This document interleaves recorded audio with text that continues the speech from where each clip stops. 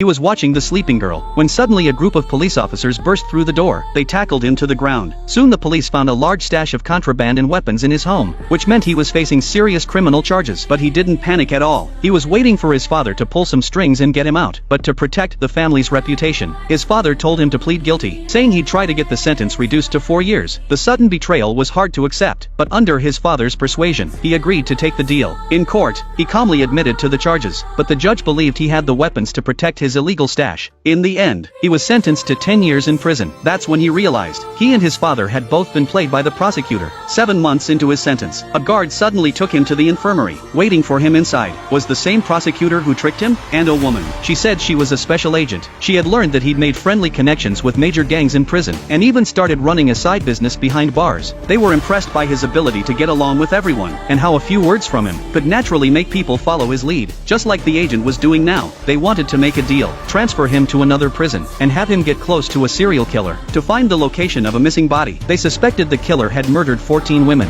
but so far only one victim had been found. They needed the rest of the bodies to lock in a conviction, but the killer was held in a psychiatric prison, basically hell on earth. He refused the offer outright, so the agent added this: if he found the body, they would wipe out the remaining 9 years and 3 months of his sentence. Still, he didn't agree. Then she told him the killer was filing an appeal, and if he won, he'd be released, which meant more people would die. But he said that had nothing to do with him. The agent urged him to think it over, and handed him the killer's file. Back in his cell, he couldn't resist opening it, and what he found inside left him absolutely stunned.